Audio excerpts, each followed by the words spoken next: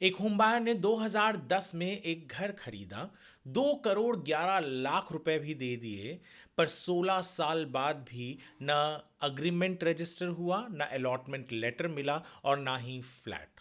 पर आखिरकार इतना ही नहीं, बिल्डर ने कहा कि आप तो हमारे अलॉटी ही नहीं हैं।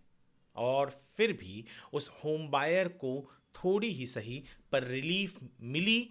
कैसे मिली उसे रिलीफ, क्या रिलीफ मिला उसे, और किस तरीके से एक होम बायर के 16 साल के वेट के बाद फाइनली उसके हक में एक फैसला कैसे आया, बताऊंगा मैं सब कुछ आपको इस वीडियो में। तो बने रहिए हमारे साथ वीडियो के अंत तक।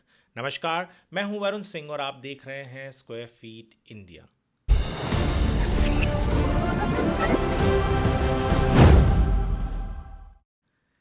मामला है 2010 से शुरू होकर जून के 2 तारीख यानी इस जून 2026 को फाइनली ऑर्डर मिला, जिसमें होम बायर को हल्की ही सही पर रिलीफ तो मिली ही। केस जो है 2010 में शुरू हुआ। एक ही परिवार के 3 लोगों ने एक लग्जरी प्रोजेक्ट जो ऑर्किड हाइट्स महालक्ष्मी में नीलकमल रियल्टर्स बना रहे थे, वहाँ पर हर एक फ्लैट के लिए यानी 2 फ्लैट बुक किए, हर एक फ्लैट के लिए 2 करोड़ 11 लाख रुपए दिए और आरएफए दिया बिल्डर ने, यानी रिक्वेस्ट फॉर अलॉटमेंट। अब 2011 में ये जो नीलकमल रियल्टर्स के डायरेक्टर्स थे 2G केस में गिरफ्तार हो गए। होम बायर्स परेशान, उन्होंने बहुत फॉलो अप किया। 2018 में उन्हें पता चलता है या इत्तला किया जाता है कि वहाँ पर एक को प्रमोटर आ गए हैं, इंडो ग्लोबल सॉफ्ट करके सॉल्यूशंस प्राइवेट लिमिटेड। तो इन्होंने और जो पहले नीलकमल रियल्टर्स थे, इन्होंने मिलकर इन्हें होम बायर्स को कहा कि हम आपको 2022 के अंत तक घर दे देंगे। और 2021 में कुछ न होता देख ये होम बायर्स पहुंच गए रेरा में। पहले उन्होंने कहा कि हमें रिफंड दिलवाइए इंटरेस्ट के साथ, पर जब केस चल ही रहा था उस दरमियान नए बिल्डर आ गए, Godrej residency private limited.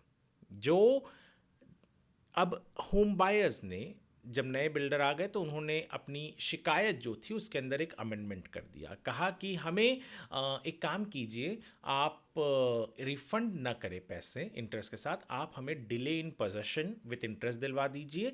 Agreement जो है हमारा, जो रजिस्टर नहीं हुआ है, अलॉटमेंट लेटर नहीं था, कुछ नहीं था, आप अग्रीमेंट रजिस्टर करवा दीजिए।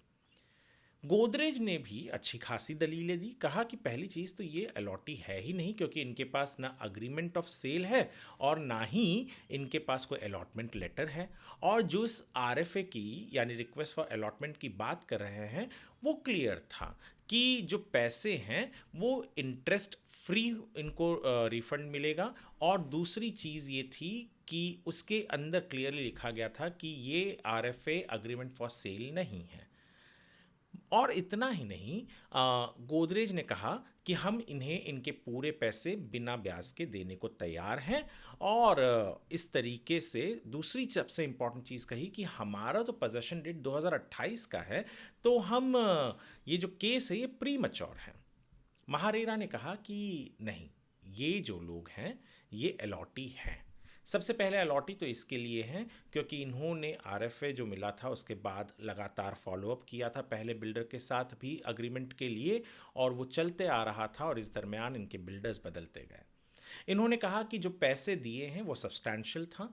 20% से ज़्यादा पैसे बिल्डर ने उस वक्त ही जब ले लिया था, यानी 7 करोड़ से ज़्यादा की फ्लैट थी एक एक, और 2 करोड़ 11 लाख दोनों से अलग अलग फ्लैट के लिए अलग अलग अमाउंट लिए गए। तो 20% के ऊपर था, तो मोफा के तहत तो अग्रीमेंट रजिस्टर होना चाहिए था, पर बिल्डर ने नहीं किया था। तो वो होम बायर की गलती नहीं है, होम बायर तो कंटिन्यूस फॉलोअप कर ही रहा था। महारेरा ने यह भी कहा कि 2018-19 में जब नया को प्रमोटर आया था, तब होम बायर्स को 2022 तक का एंड तक का डेट दिया गया था। तो 2023 से इन्हें पोजेशन के ऊपर डिले के ऊपर इंटरेस्ट गोदरेज को देना होगा, और कहा कि 60 दिन के अंदर आप अग्रीमेंट रजिस्टर कीजिए। जो होम बायर्स थे उन्होंने और भी बहुत सारी चीज़ें डिमांड की थी, जैसे कॉम्पनसेशन कुछ 20 लाख का डिमांड किया था, और भी बहुत सारी चीज़ें थी, उसको तो रिजेक्ट कर दिया। पर बहुत बड़ी जीत एक ये सामने आई कि इन होम बायर्स के पास जो अग्रीमेंट फॉर सेल ही नहीं था और अलॉटमेंट लेटर भी नहीं था, फिर भी महारेरा ने इन्हें अलॉटी माना, और इतना ही नहीं, बिल्डर को कहा कि आप अग्रीमेंट फॉर सेल रजिस्टर करेंगे, वो भी 60 दिन के अंदर। इस ऑर्डर के डिटेल्स जो हैं डिस्क्रिप्शन में है, आप वहाँ से ऑर्डर ज़रूर पढ़िएगा, और हो सके तो हमारे वेबसाइट squarefeetindia.com पर जाइएगा, जहाँ पर हमने इस ऑर्डर के ऊपर एक आर्टिकल लिखा हुआ है, जहाँ पर सब कुछ डिटेल में समझाया हुआ है कि किस तरीके से ये प्रोजेक्ट पहले नीलकमल रियल्टर्स का था, फिर उसके साथ ही साथ 2018 में इंडो ग्लोबल सॉफ्ट सॉल्यूशंस करके जो कंपनी थी उनके साथ ये को प्रमोटर हुए। बाद में ये आगे चलकर गोदरेज रेसिडेंसी प्राइवेट लिमिटेड के पास आ गई, जिन्होंने इस प्रोजेक्ट का नाम ऑर्किड हाइट से बदलकर गोदरेज एवेन्यू 11 फेज़ 2 कर दिया। अब मुद्दा जो था वो ये था कि अग्रीमेंट फॉर सेल नहीं था और अलॉटमेंट लेटर नहीं था। महारेरा ने फिर भी इन्हें, बिल्डर ने कहा कि इन्हें अलॉटी ना माना जाए, फिर भी अलॉटी माना, पैसे दिए थे, मोफा के तहत अग्रीमेंट रजिस्टर होना चाहिए था, बिल्डर ने नहीं किया था। ये सारे इंपॉर्टेंट पॉइंट्स हैं कि अब अग्रीमेंट रजिस्टर होगा, अब होम बायर्स को कहीं ना कहीं न्याय मिला है। यदि आप हमारे इस वीडियो को स्क्वायर फीट इंडिया के यूट्यूब चैनल पर देख रहे हैं तो हमारे चैनल को सब्सक्राइब कीजिएगा, फेसबुक पर देख रहे हैं तो फॉलो कीजिएगा, और जितना हो सके उतना इस वीडियो को शेयर कीजिए ताकि ज़्यादा से ज़्यादा लोगों को समझ में आ सके, अगर वो इस तरीके के प्रॉब्लम्स को फेस कर रहे हैं तो कैसे उससे ओवरकम कर सकते हैं। वीडियो देखने के लिए आपका धन्यवाद।